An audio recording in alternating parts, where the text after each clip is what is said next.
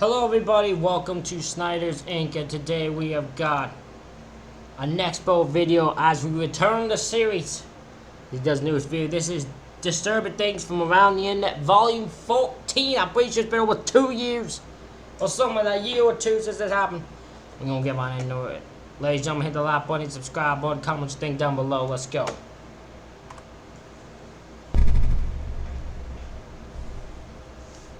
The following program is rated TV MALV. It contains strong language and violence. It is intended only for mature audiences.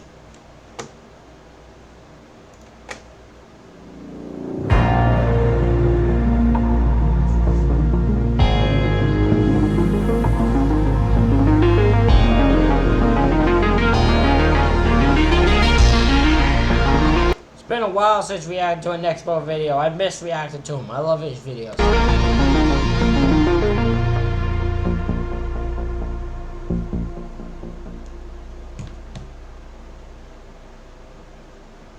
Technology makes your PC a powerful tool. And now they've even added an encyclopedia. Awesome. I do my shopping at home, pay my bills. And I can learn something new.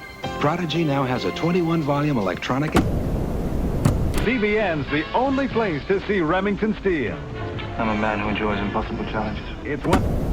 This morning, an earthquake at 4:31 West Coast time.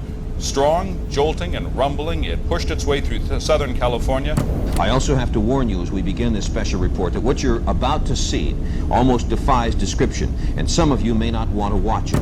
39 people in one house dead, and no one can explain why. This is the body of the 20th victim found, a minister from Fairway, Kansas. It'll take a long time to get things back in shape. Some feel they never will.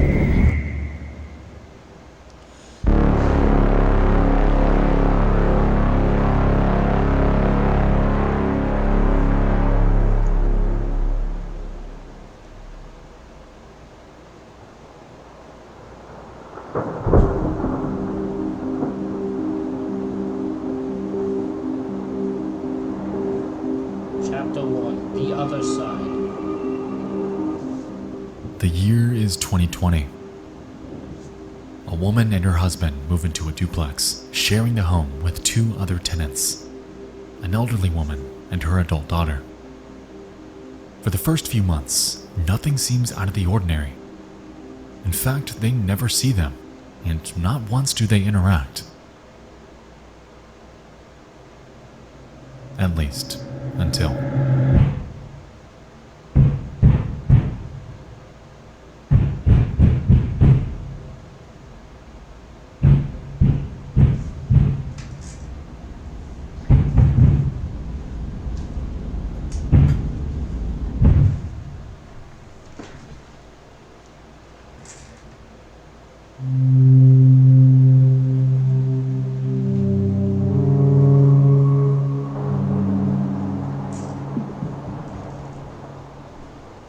This begins seemingly out of nowhere and appears to have no end in sight.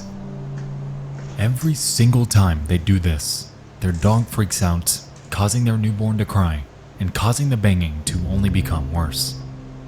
It's a constant back and forth dynamic, and things are quickly spiraling out of control. The cops aren't doing anything, the landlord is no help, and so, at their wits' end, they take to reddit.com to air out their grievances and to seek advice. At 11:09 p.m. on September 13th of 2020, a redditor named Peaches and Glitter ventures to r/legal advice to make a post titled, "Delusional neighbor bangs on the shared wall when our baby cries, and nothing can be done about it?" Hold on, is this gonna be the guy who fucking tries to fucking poison the family because he's a science guy, or is this gonna be a different guy? It reads the following.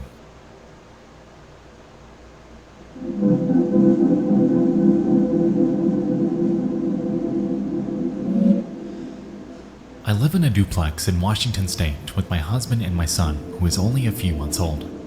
My father-in-law owns half the duplex and is renting it to us, and the other half is owned by an older woman and her adult daughter. My father-in-law has known the women for over 15 years and told us before we moved in that the daughter was mentally ill and had strong delusions on occasion that caused trouble with the previous tenants. The last tenants apparently had to get a civil anti-harassment order placed against the daughter, but eventually moved out when the behaviors never stopped. Apparently the neighbor accused them of kidnapping and abusing their children, and even abusing their dogs. My husband and I brought our son home a few months ago, and we didn't have any issues with the neighbor until about 2 weeks ago. She has begun banging on and throwing things at the walls when our son cries. She screams at us as well, but I usually can't hear what she's actually saying. You know, over the screaming baby and the 2 dogs going absolutely ballistic because of the banging. It's absolute chaos, and it's made my postpartum anxiety so much worse. Every time the baby cries, I experience intense panic, waiting for the screaming and banging to start. We've called the non-emergency police line twice when I can't handle it anymore, and the first time they talked to her and she stopped doing it as often. Maybe once every 2 days. Tonight though, she's back at it and worse than ever. The air quality is so bad right now from the fires that I can't let the dogs out for long to stop them from barking, and the barking makes the baby cry harder, which makes the neighbors scream and pound on the walls harder.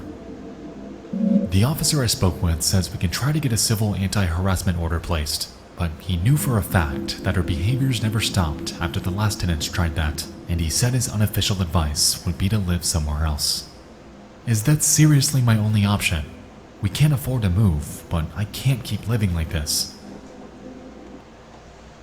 What the hell does this lead to? Does the daughter go insane? Does the mentally ill daughter just go insane on this family?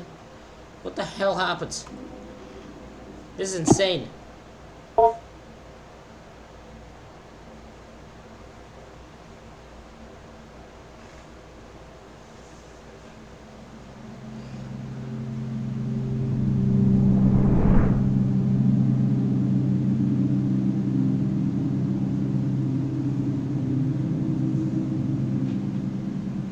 Unfortunately, this post went largely unseen by anyone online, merely generating 40 upvotes and just 10 comments.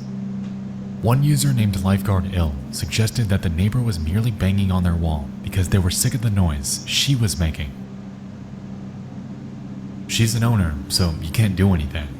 Your best solution is to properly insulate the wall against sound. From the other point of view, having a newborn baby in a shared dwelling is really shitty to your neighbors from the noise. Just as much as you don't like the pounding, your neighbors hate your crying noises and dogs barking. Maybe your neighbors can't handle the crying anymore. You should really look into soundproofing, or your neighbor could start calling animal control and CPS for all the noise you make. Stop blaming the neighbor when you're the one making all the noise.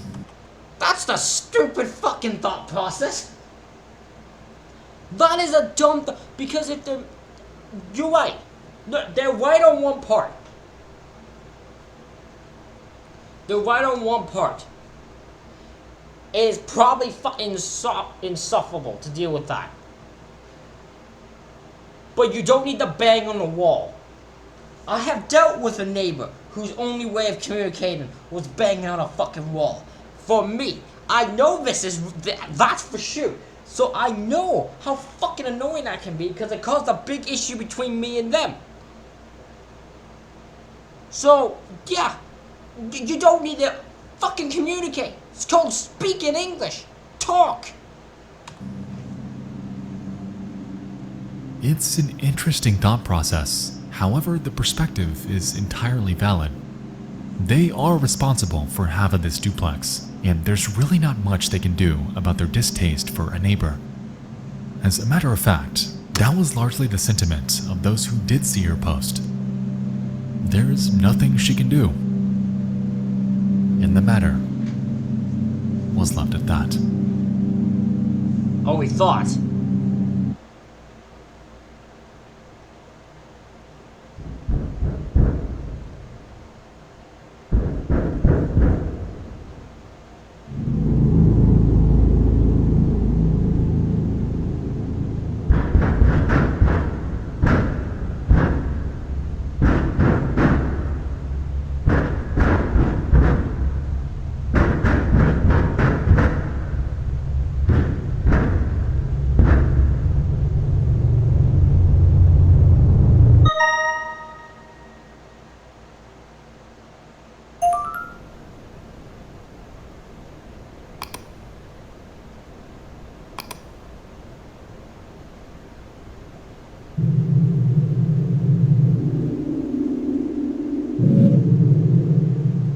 My first post never got much attention, but the outcome was pretty wild.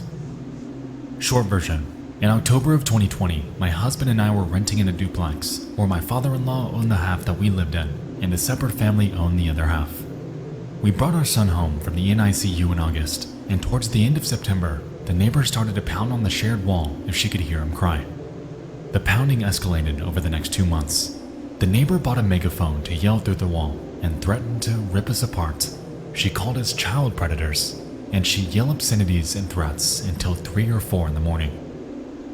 The police were called multiple times, yet nothing could be done about it. One officer told us, "I'm gonna kill you." See, it doesn't mean anything if I don't actually do it. The elderly mother hadn't been seen in several months, but requests for wellness checks were brushed off.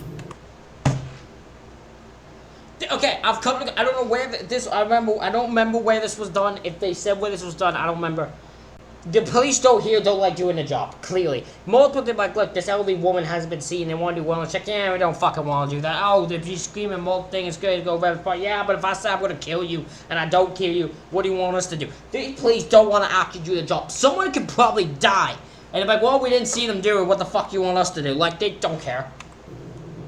The general advice that I got was that as renters, we couldn't do anything. It was also suggested that this was reasonable behavior since the crying baby was probably really annoying. Since my first post, we moved in with my grandmother for her safety.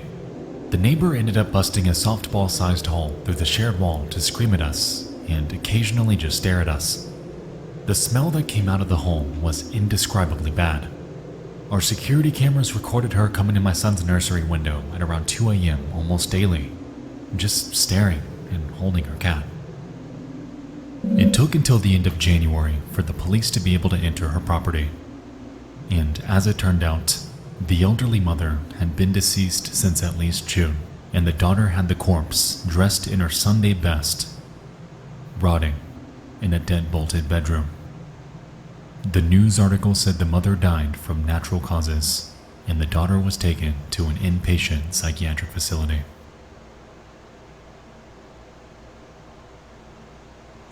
Yeah, never mind. I don't think that was, well, yes, that's some fucking insane shit. No, the woman's insane. Never mind. The woman was not just unhappy. She was fucking insane.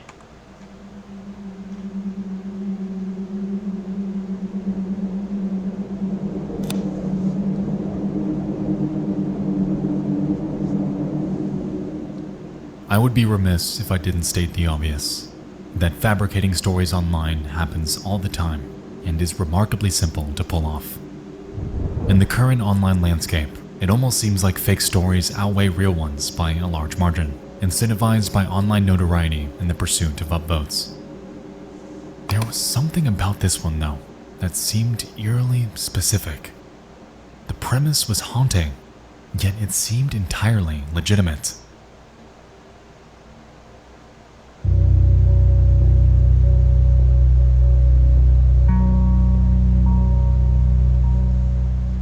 In January of 2021, authorities in the city of Richland, Washington made their way to the home of Peaches and Glitter in response to their 911 call. While there, they encounter a disgruntled 45-year-old woman named Angela Greiner through the hole she carved in their shared wall, and immediately notice an overwhelming odor. Because of this, they request to be let in to ensure everything there is okay, yet Greiner staunchly refused. For over a week, she wouldn't let a single soul in, no matter how hard law enforcement tried. However, what she was unaware of was that police were already in the process of obtaining a warrant, essentially permitting them access, regardless of her consent. By February 4th, their warrant's granted, and so Richland PD returns and forces their way inside. And as expected from the revolting odor, the corpse of Greiner's mother, a 67-year-old woman named Claudia Kinney, was rotting inside their locked bedroom. She reportedly died from pulmonary emphysema and was believed to have been decomposing inside that home for nearly 7 months.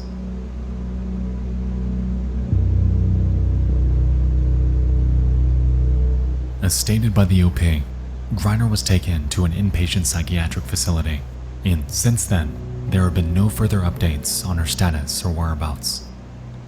Well, clearly she's crazy, so I don't think they're letting her out super easy. She clearly is not off now. She's sitting in a fucking hospital, sitting in a house for 7 months with a decomposing dead mother and then not really giving a second thought. She ain't all there. The duplex, to this day, still stands, yet now bears a reputation forever haunted by the grim events that took place there. The story in its entirety drives home the fact that you truly never know who's beside you, who's across from you, who is on the other side of the wall by which you sleep. For months, this family was unknowingly going about their daily lives with the human corpse just feet away from them and completely unaware that their neighbor was living alongside it. I'll give them more credit for the fact, because that wall, for her to bang on it that aggressively, and that must be very fucking thick. So I'm surprised they didn't smell it, because the smell you would think would go right through the wall if it's not very thick. It's more thin, so they could just go under it. At the end of it all, Peaches and Glitter just wanted a home for their family, a place their newborn can grow up happily. Yet, little did they know what they were getting into, and what was waiting for them on the other side.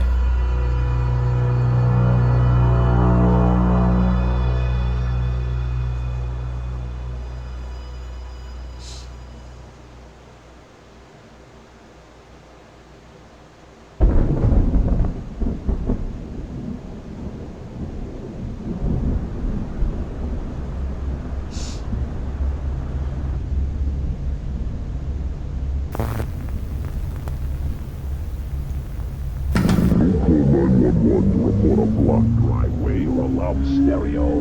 Leave the 911 lines open for real alert. For anything else, or directory assistance. Think before you call 911. Think before you call 911. Before you call 911. Before you call 911.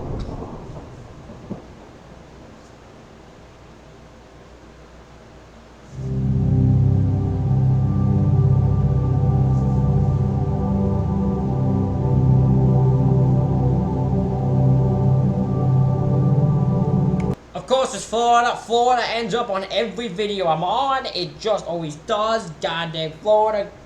It's got the crazies.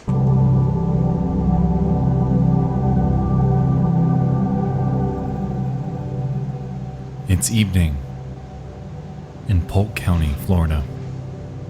A 76-year-old woman named Loretta Pickard is home alone, asleep on her. Oh, it's this one. I was in the comments and I saw that the Loretta story is very anger-inducing and very frustrating. I was hoping it was later so I could prepare for it more. Oh boy, okay, what do you got? Her couch. She had just undergone hip surgery, so she was unable to move. However, her evening was just like any other. It's dark.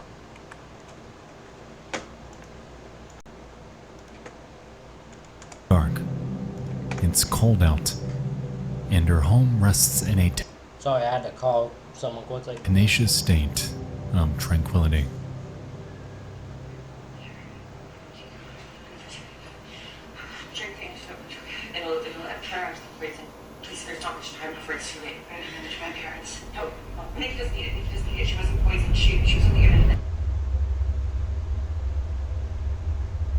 At 7 p.m., Loretta notices that something is wrong. The smell of smoke awakes her. However, because she's disabled, she's unable to check what's causing it. During this, her husband was away with their grandkids, so I don't want to sound like a dick. Why would anyone put themselves in a situation? If I'm immobile and I cannot move, period, I can't move. I'm on my own, I can't move, okay? There's no way I can move. If I can't move, I ain't staying out of place by myself because I can't fucking move. Because any short time, at the snap of a finger, fucking all shit can break loose. I would never want to be in a situation where I'm alone here. And if I can't move. That seems like a terrible situation to put yourself in. She was effectively helpless in place. Meanwhile, the smell persists. Something is on fire. And so, she grabs her phone, dials 911, and explains to dispatch the following.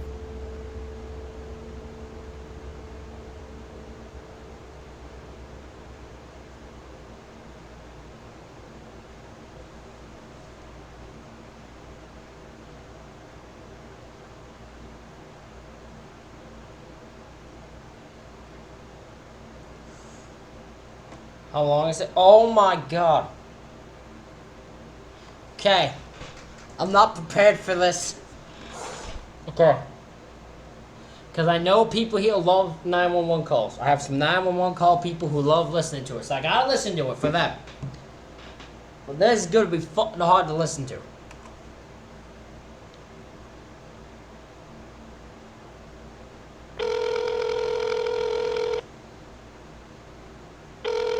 What is the address of your emergency? Pardon? 911, what is the address of your emergency? Okay, tell me exactly what happened. I think my house is on fire, and I'm here alone, and I'm on a walker. Okay. All right. Why are you so okay. Okay. Just no emotion. No concern at all. I have a couple more. I just have a couple of questions, okay? Okay. All right, just to help the paramedic or the firefighters.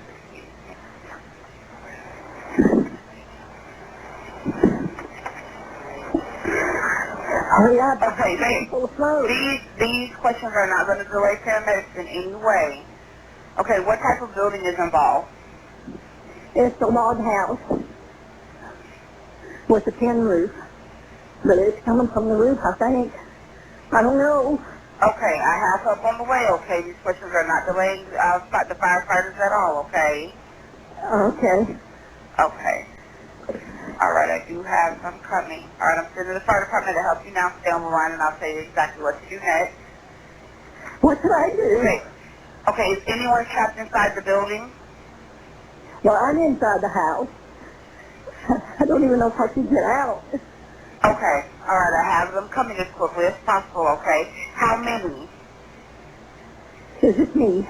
Okay. I mean, my husband's at the ball game, and I can't get him. I tried his cell phone. Okay, exactly where are you located? No, inside the home. Exactly where are you located inside the home? Right now, I'm in the living room. The smoke's getting bad. Okay, if it's safe to do so, leave the building, close the doors behind you, and remain outside. Do not try to put the fire out. Do not carry anything. Do not carry out. So I think what's being misunderstood, and I'm not. There's no one I'm like no one, but it's being misunderstood. She's not making it clear just how much that much danger. She's saying she's in a walker. What she should be saying is like, I can't fucking walk. Like I can't fucking walk. Anything that's on fire. Couldn't, honey, yes, I wanted to.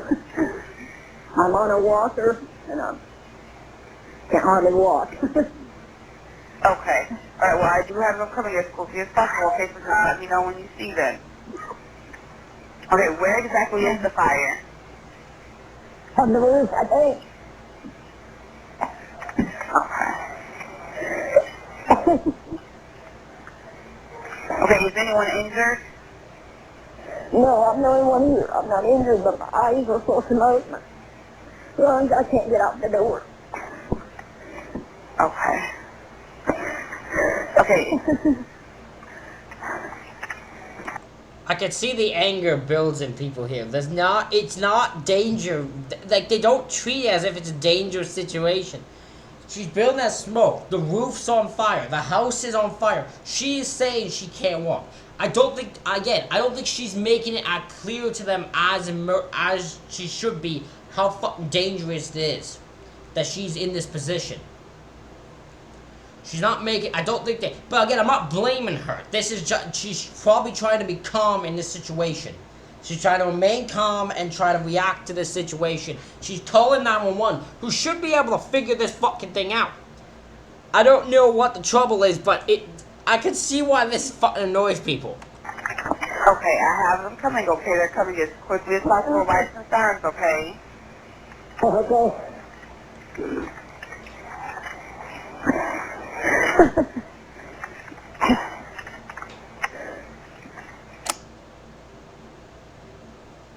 This back and forth continues for 15 agonizing minutes. Yet for this entire duration, help never seemed to come. Nevertheless, the fire seems to be growing. Where is everyone? The sound of flame. So I'm gonna now skip past this point since. Hello?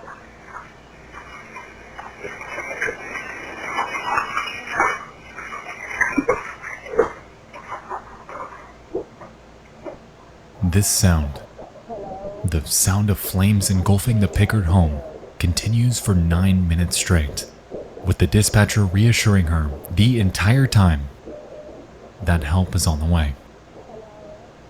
Little did they know, though, that on the other end of the line, there was no longer anyone there to hear it. Loretta Pickard, in this moment and contrary to all assurances by dispatch, had perished in the fire. How does that even, how does help not arrive? Like, what the fuck happens that makes help not show up to the fucking area that's on fire? I don't understand that for the whole fucking time.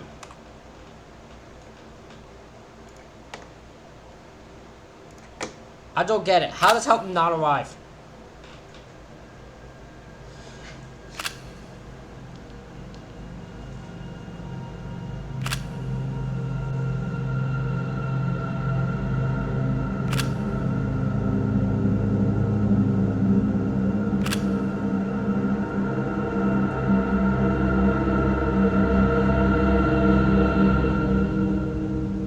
You wouldn't believe it, but for over half of this phone call, help was just a few short feet away.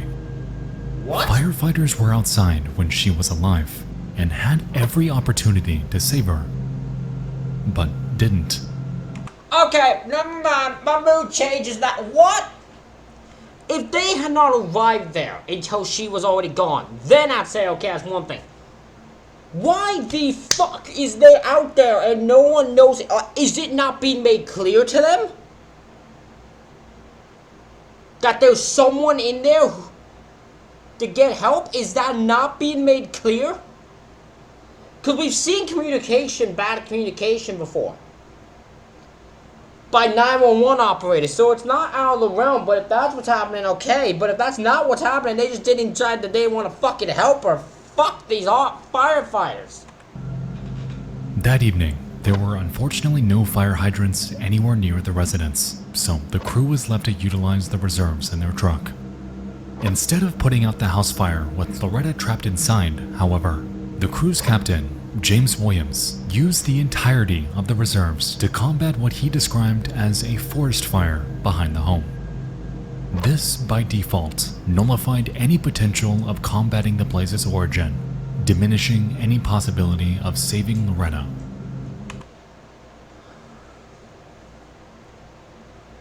These fucking firefighters are stupid. That captain should be charged. He's not gonna be. He's probably treated like a hero. Stopping a forest fire, but the fucking guy should be charged. That's bullshit. I know.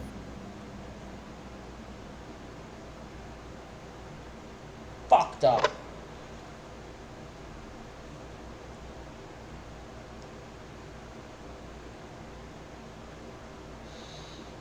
In a case 8 on your side has been investigating all year long. Loretta Pickard died in her burning Lakeland home, pleading for help, but firefighters stood by and did nothing about it. Well, now her estate will receive the maximum amount of money allowed under state law. 8 on your side, Stacy DeSilva reports from Polk County. Loretta Pickard's niece tells me the settlement does provide a bit of... That's insane. That's not the maxed amount. Bullshit. Florida, you got more money than that. The fuck you on, but that's the max amount. That's the max amount you're willing to give? You're only willing to give $200K. That's probably the max. You probably wanted to give it less than that, but you couldn't find a reasonable way to excuse it. So you said $200K is the max you're getting. We can fuck off now and leave off $5,000 alone. Stop saying they did anything wrong.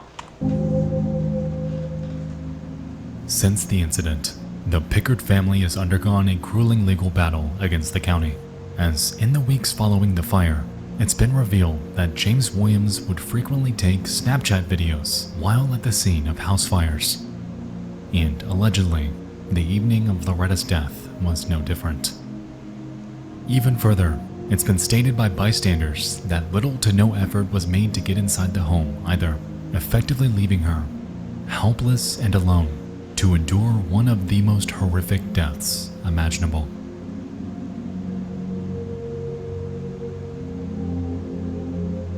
In the aftermath of this incident, I can see why people are mad now. See, at first I was looking at just the 911 call. I didn't realize that the following part would be what would infuriate me so fucking much. Because if a 911 call does not describe that there's does not make it clear the danger that is going on, then that is one thing. But I'm telling y'all, if they fucking just decide that her being in there, even if they said, hey, the person, if they don't make clear the person can't get if a person is in that fire, in that house, that's what fucking concern. How does your concern not be the fucking house that has a person in it, but the little fucking bushfire going on after?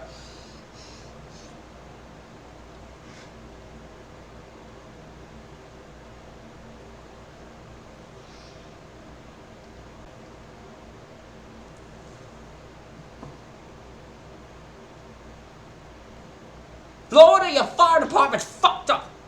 the Pickard family has been given a $200,000 settlement from Polk County in response to their inaction. On top of this, James Williams has since been fired, and a void of heartbreak, loss, and despair has been eternally left in their wake. Okay, at least he lost his fucking job, but he ain't going to prison, because of course they weren't. They weren't going to ever say he did anything wrong. They talked their way out of that one, but fuck, thank God the guy got fired. Clearly he doesn't know what the fuck priorities are. No matter how much money, how much action is and has been taken after this incident, nothing in the world can bring back a family member who lost their life during a moment of desperation. It was the day after Thanksgiving, a time engulfed in positivity. However, for the Pickard family, this day will forever be remembered as the last that they would ever spend with her. That fateful night, Loretta's husband James lost the love of his life. Their grandkids left a loving home that they would never return to. And their entire family had unknowingly said their final goodbyes to their beloved grandmother that they would never see again.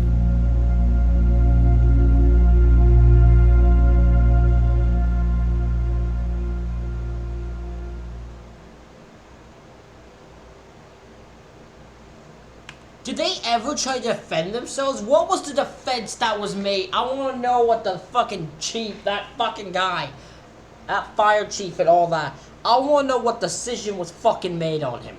What the fuck excuse did he give for why he didn't save that woman? I want to know.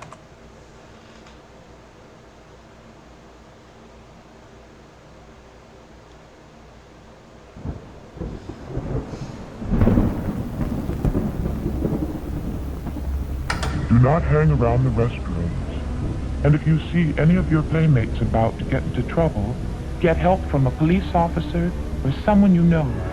You not only have to look out for yourself, but for the little children who don't know any better and can't understand that some people are sick in the mind.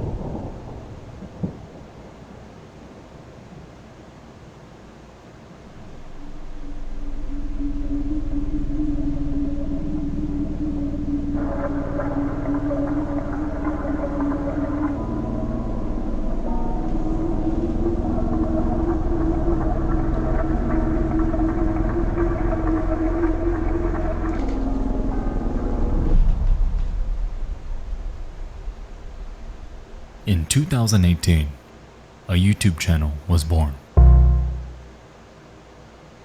It's named Vera Koroteva, and over the span of less than 1 year, they'd upload over 1.4 thousand videos to the platform.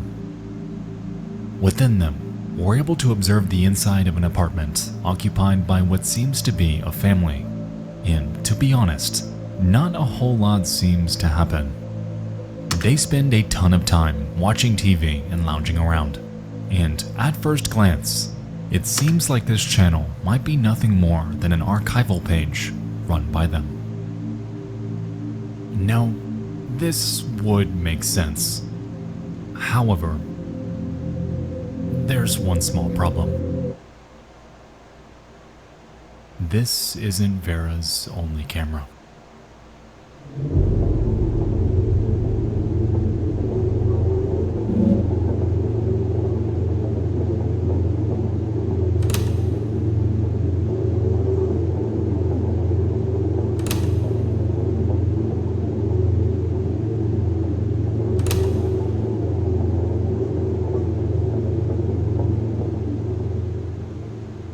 This channel, Vera Koroteva, is likely run by not the tenants, but their landlord. And they've got eyes everywhere.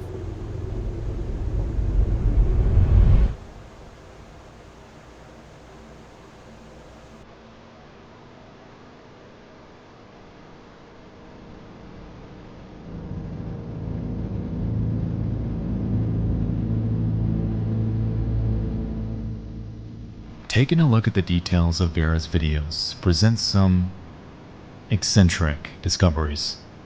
For instance, their titles regularly reference names like Putin and Hitler, and often use incredibly abrasive language when referring to their residents and the police. Furthermore, in their descriptions, they can also be found going off about useless drunkards, housing the disabled, and something about smoke. But out of everything, the video that really made me realize that something is off here came with their upload from the 26th of October 2019. It's simply titled Water Supply Repair, and at first glance, it seems ordinary. Upon translating the description, though, we find this.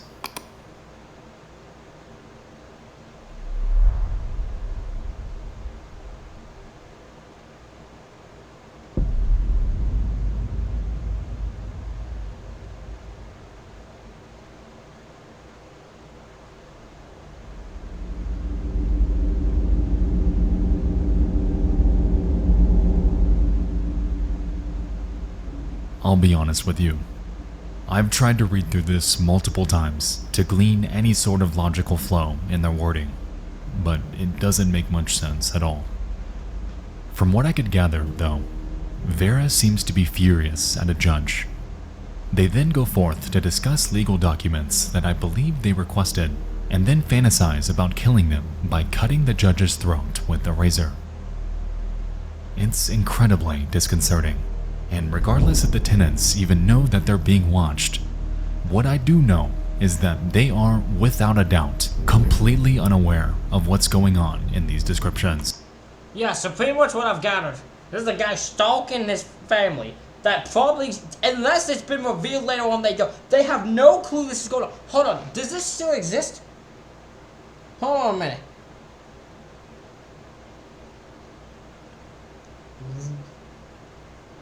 Vera.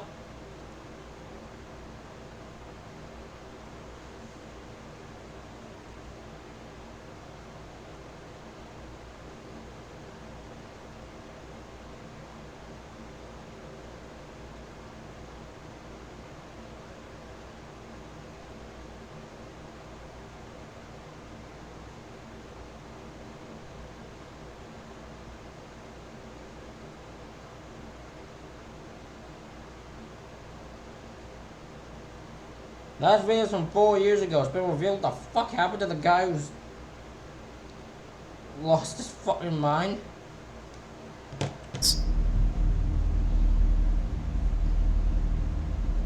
For over 4 years, this bizarre channel has sat like this, completely untouched and unnoticed by the broader internet. With this, their backlog spanning thousands of videos are public, documenting complete strangers living out their daily lives without even the slightest hint that the very person who owns the building they live in is broadcasting them to the world. Today, Vera Koroteva stands as an eerie look into the incredibly bizarre behavior of a peeping landlord. It's an unsettling digital relic, hidden away inside the furthest confines of YouTube's darkest abyss. I have absolutely no idea what compelled this person to do this, and even more so, what caused them to abandon their project completely. If the upload rate wasn't enough, they appeared intensely dedicated to their cause, as not only were there security camera videos, but also uploads containing phone calls, conversations, and even trips to real-world locations.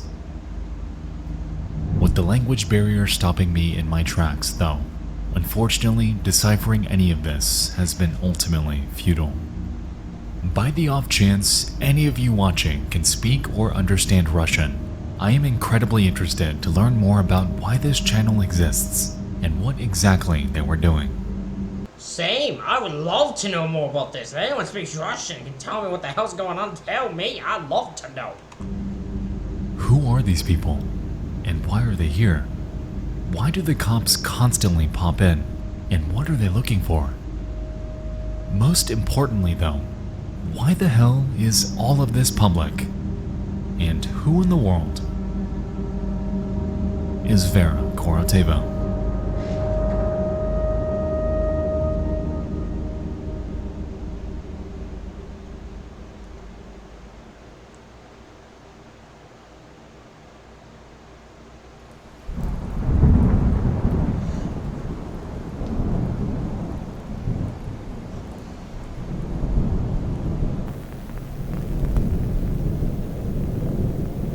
The goal of this video is to make you aware of the potential for differential pressure situations.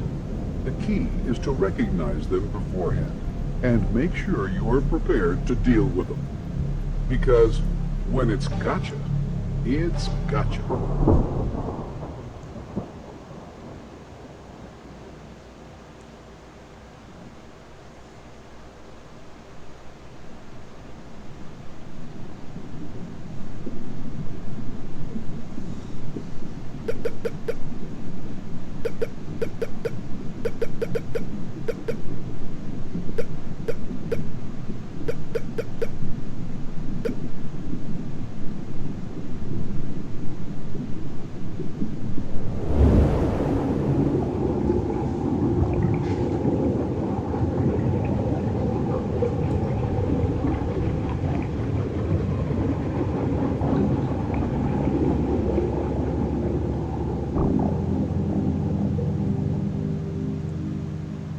Back in February, we discussed the unquantifiable horrors of the ocean.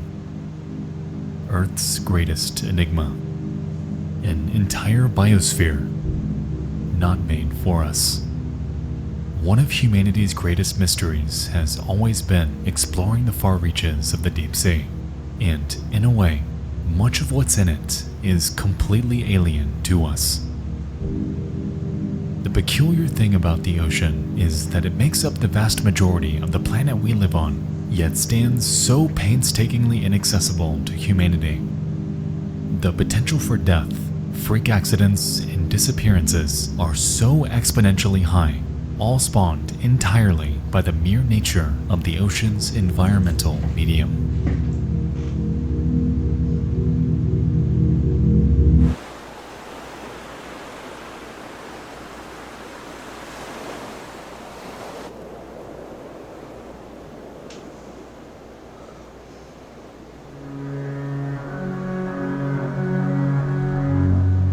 In February of 2022, 5 divers are commissioned by a fuel trading company named Peria to perform maintenance on an oil pipeline. Located at Punta Pier on the western coast of Trinidad and Tobago, the 30-inch wide pipe Why do I feel like I'm going to know exactly what this one is? Is it the exact video I'm thinking of? Hold on.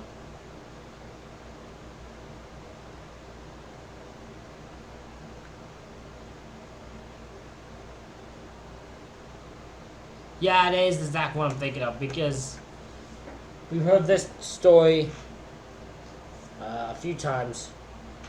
I think Mr. Ball talked about the story.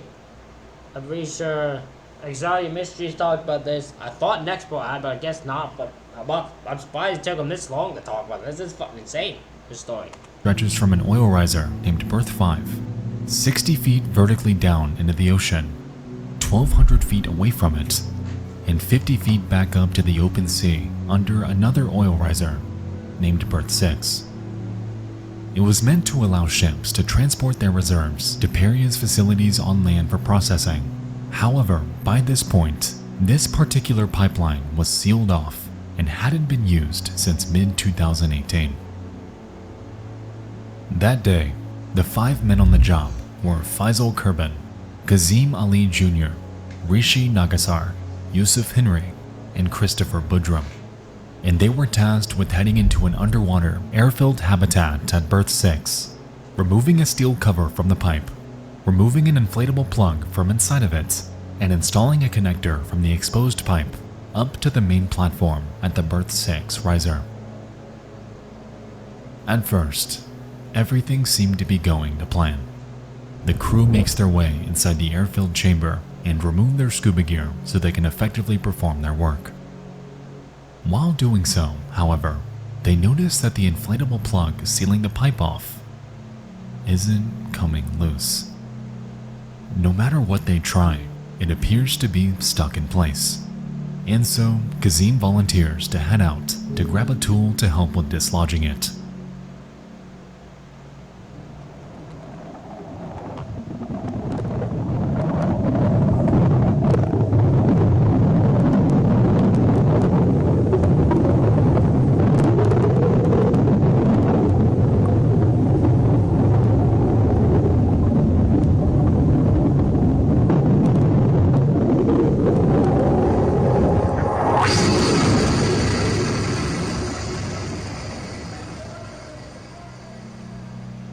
Upon heading back down to Berth 6's chamber, Kazim hands the tool off to one of his co-workers who takes another crack at dislodging it. But what they're unaware of is that by doing this, they're unknowingly opening the door to a gargantuan difference in pressure and would... This is the thing, were they not aware of the dangers here? Like, I'm gonna say with the fucking oil chain, they probably could not give a rat's fuck about any of these men. Because, well, I mean, it's proven, judging by the story, right? We know this thing. No one fucking helps these guys. They just find until they die. I don't think they ever even go to save them either. I don't think their bodies are recovered or anything. It's just fucked up. Very soon, find themselves in a dire predicament.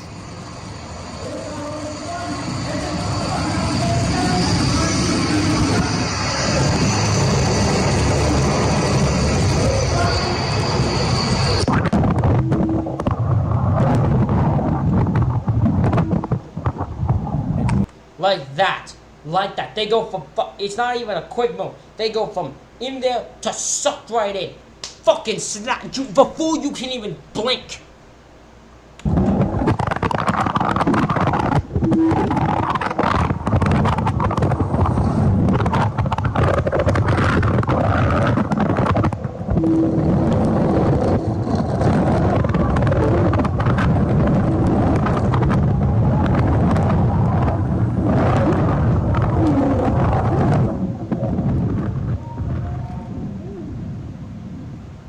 Right here, in but a fraction of a second, all 5 men and their equipment are sucked into the pipe, 50 feet down and over 120 feet horizontally through it.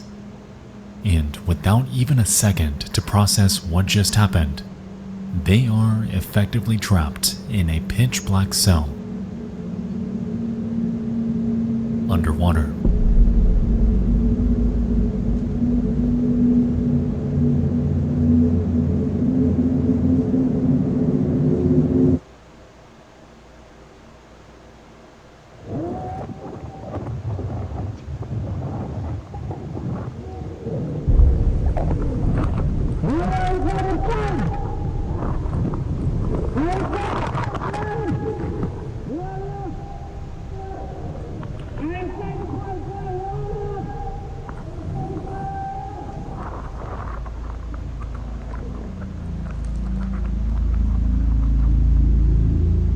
Immediately, they scream for help.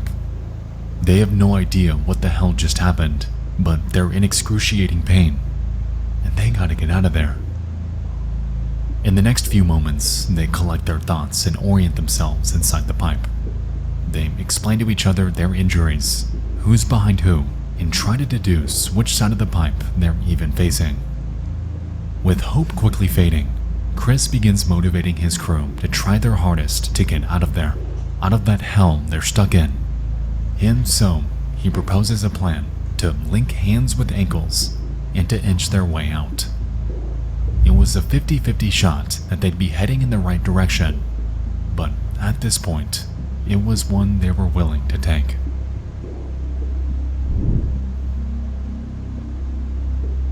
With no light source, no breathing equipment, no sense of direction, they begin to shuffle their way forward. In the beginning, it seems to be working.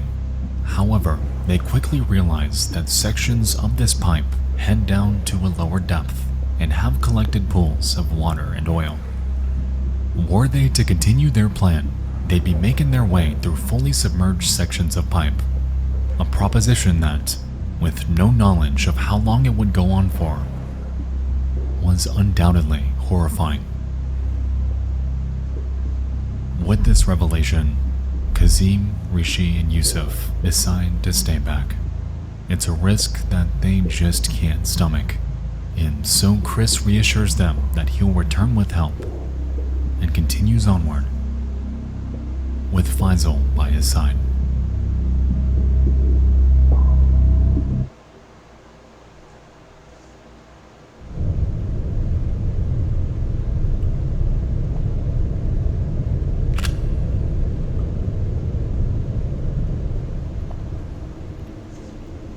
In the following moments, Chris and Faisal encounter two scuba tanks lying in an air pocket. They equip them and make their way through fully submerged, extended portions of pipe. For a while, they were making steady progress. However, on their journey, Faisal had come to an inconvenient revelation. He is excruciatingly exhausted and informs Chris that he simply can't continue. Chris proceeds. Onward and onward, not even sure if he's heading back to the correct opening. Nevertheless, he holds out hope as critical minutes blur by.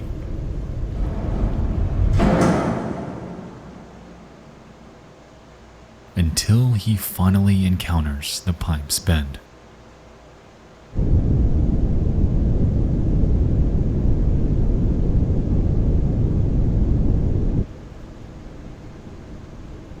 He looks up, and it's open. In complete disbelief, he begins to bang on the pipe, screaming and pleading for anyone to hear him. And by a complete miracle, outside its opening are two rescue divers who open it up, drop a chain down to him, and ultimately save his life. And that is where the hope began, and that is also where the hope ended. There's a realization hit that these guys are lazy as fuck and don't want to help.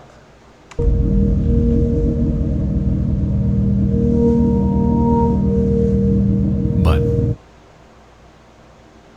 there's just one problem.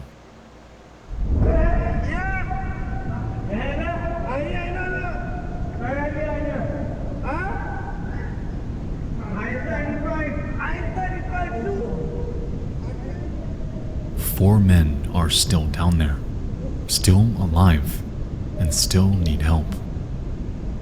To his dismay, Chris is told that there's nothing that can be done about them. It's apparently too dangerous to send someone in there to get them, and essentially, all hope for their rescue is lost. So fucked up. In utter disbelief at what he's hearing, Chris even tries to head back in there himself. However, is ultimately prevented from doing so. For 3 excruciating days. That's so fucked up. Why couldn't you let...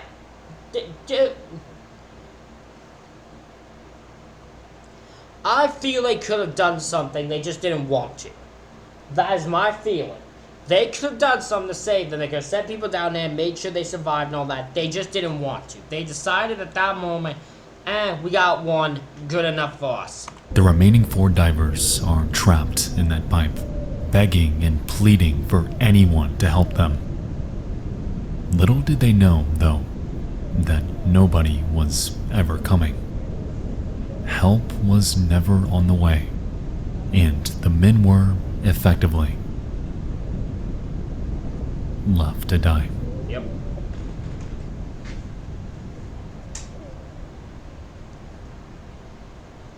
I wouldn't be able to. Even if they told me you can't go down there, I'm like, if you tell me not to go down, you're about to be thrown down there, brother. Don't fucking tell me I'm not going down there. You are leaving these people to die. Leave this fucking thing open. I will get them down here. I will bring them up.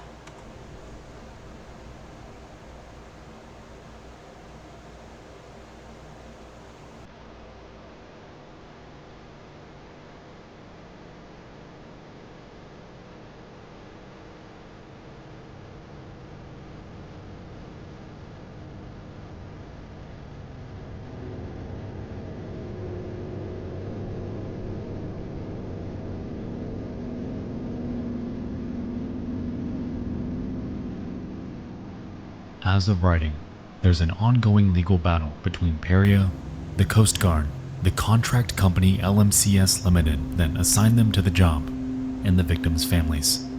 Each of the accused passing off blame and responsibility for their inaction to a different party.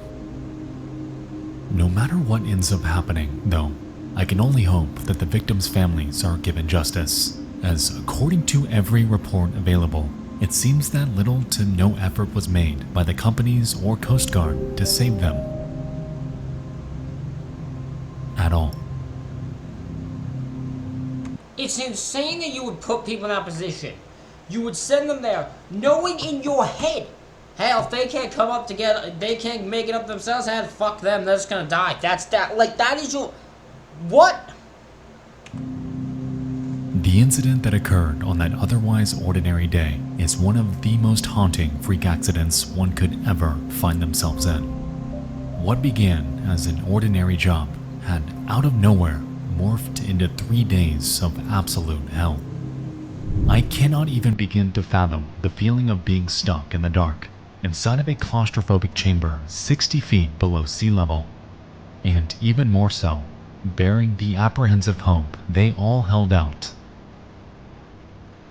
for help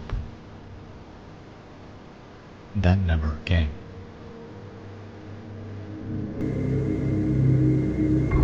I will admit, the one that I'm gonna say, am I blaming, I'm just saying, I'm surprised the urge to save yourself never came. Because if I'm them, and I know he didn't come back, I'm fucking heading that direction, you know what I mean? Like, I'm fucking going that way. Because at some point, the fucking urge to save your life has gotta kick in, right? Like, that's what I'm surprised with.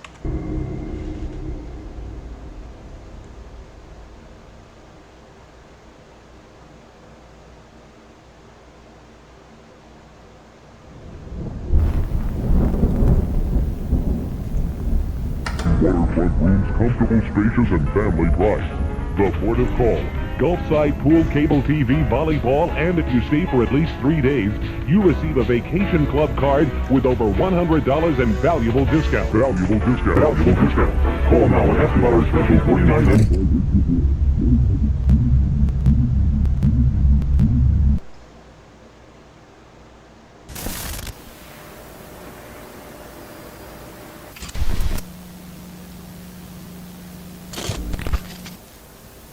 Room for one more.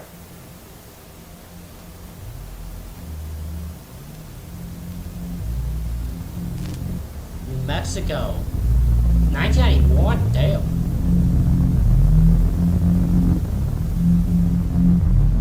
It's late at night, and a truck driver named Eduardo Cullen has just checked in to Super 8.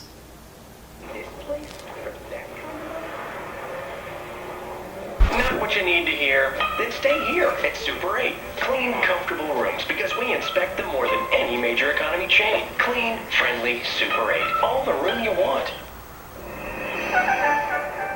His night is unremarkable. It's about as ordinary as you can imagine.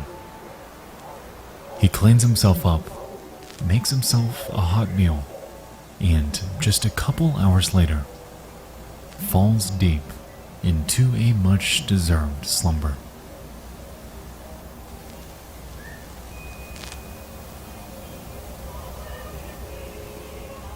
Well, that's what should have happened.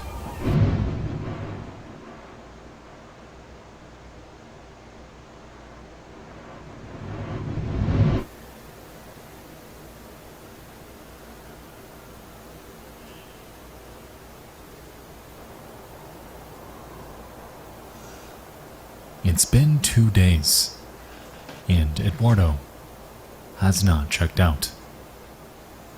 A security guard on duty is sent to check on him. However, a do not disturb placard adorns the handle, and the room is locked from the inside.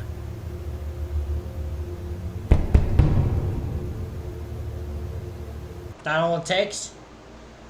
It just like, hey, go check on him, might be something wrong. He's like, do not disturb. Well, he says do not disturb. What do you want me to do? You want me to actually check? See, think, look, I got. He might be. He could be, but he told me not to disturb him, so I gotta leave him. No answer. Eduardo, you in there, buddy? Still nothing.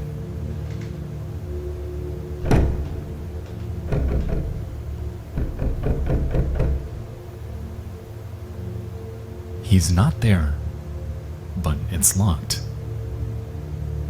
Suspecting that something is off, Boss, I don't think he's not there. I think he did. the guard manages to unlock the door and make his way in. And at first glance, this room is oddly ordinary. On the floor, the blankets lie haphazard. On the table, a handbag, a bracelet, a scale adorned with the name George Martinez, and a photograph appear left behind. Yet, once he makes his way to the room's rear and towards the bathroom, what awaits him is completely unexpected.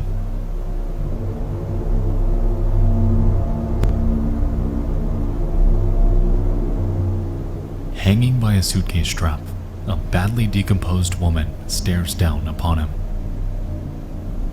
And Eduardo is nowhere to be found. I was waiting until he said, woman, I was saying, I'm like, he found his body. And then it's like, no, my Eduardo guy's gone. I'm like, oh. Alright, you have my attention now. Took a swerve I didn't expect.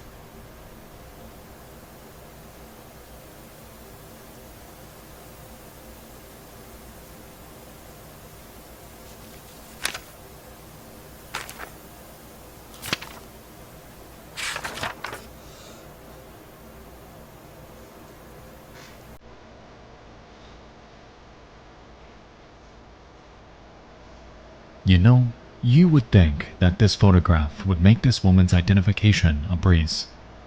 However, reality has been quite the contrary. Police have since connected her likeness with the woman in the room, yet to this day, her identity remains exactly how it's been from the day she died. She is unknown. Wow. Unidentified. She's a Jane Doe. That's insane. To this day. A Jane Doe.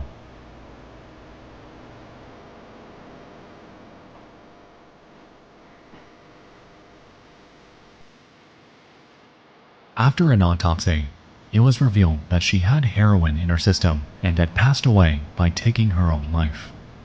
The evidence from the motel room, including the scale with George Martinez written on it, were their only real leads in tracking down her identity. However, frustratingly, nothing ever came from it. No witnesses, no footage, not even Eduardo.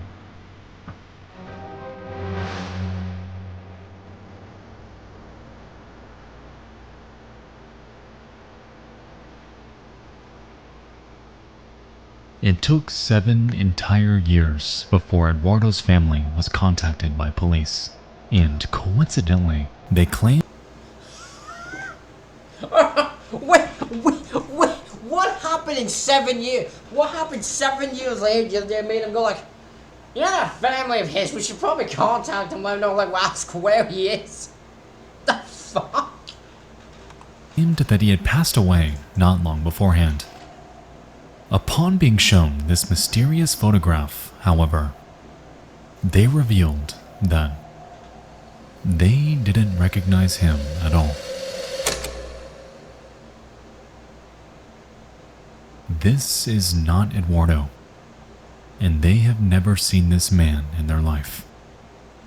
Okay.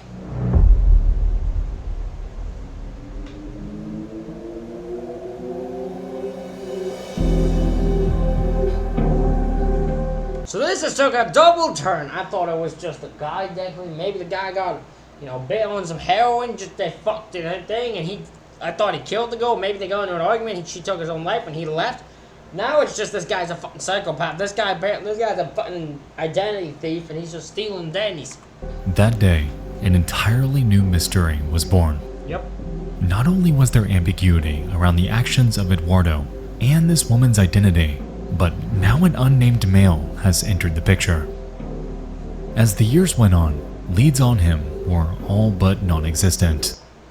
Please don't tell me this is unsolved, because I get this is disturbing, but also this has nothing to do with technically the end of this is 1991. And all they really had to go on was the connection to that scale. George Martinez was believed to be his identity. However, given how many George Martinezes are out there, tracking this guy down in the 1990s was all but impossible. To this day, this mystery remains completely unsolved, barring one credible tip that authorities received in March of 2021. Why am I being told this story? This is bizarre, yes, but this has nothing to do with the internet. 1991 has nothing to do with the internet. Most of these have been Reddit posts, YouTube videos, all that. This is from 1991 before there even was an internet, really. It's been rumored that her name was Becca and that she flew there from Los Angeles, California. Why she did this, who she came with, and how she wound up in a motel bathroom is still unclear. However, with the rise of the internet and breakthroughs in technology, perhaps someday her identity can come to light.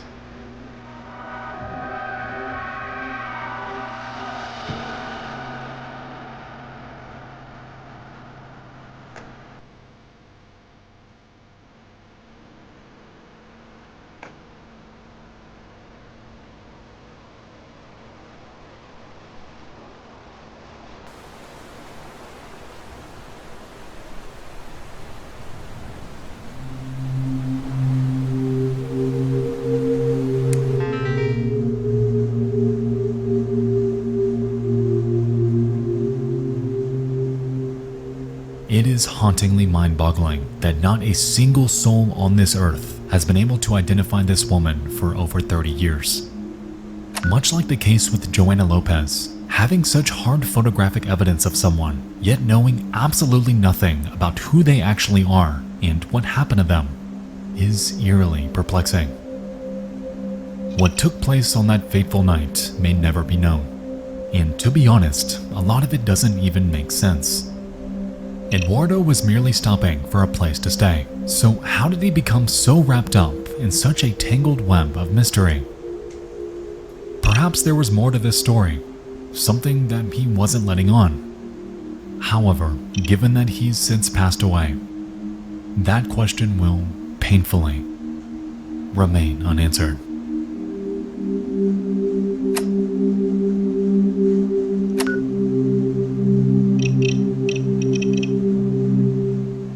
If you know of or recognize anything about this woman, I implore you to reach out to the Albuquerque PD with information. This is an absolute There's a double missing person. Hail Mary.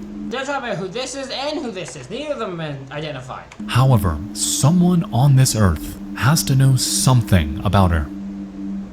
For all I know, This case might not go anywhere anytime soon, but keeping stories like this relevant and in the public eye, in my opinion, that is the key to closure.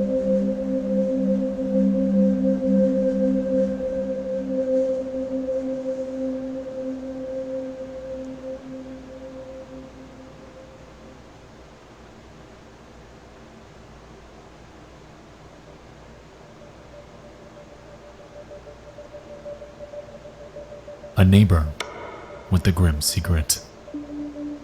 A life lost through inaction. A peeping landlord spying on unsuspecting tenants. A claustrophobic nightmare. And a mind-bending mystery lasting for over 30 years. Tonight, you and I dove into 5 disturbing things from around the internet. It's been a long couple years, I know, but I promise you this series is back. Sincerely, from the bottom of my heart, thank you all for your love and support. Throughout the years, you guys have stuck by me, and that truly means the world to me. With that said, if you guys have any submissions for this series, any disturbing audio, footage, events, anything, feel free to submit them to the show's Dropbox at dtfaisubmissions@gmail.com. Alright, we're going to end this here, ladies and gentlemen. Thank you all for watching this reaction video. Let me know what you think in the comments. Hit the like button, hit the subscribe button. Thank you all for watching. I'll see you all for the next one.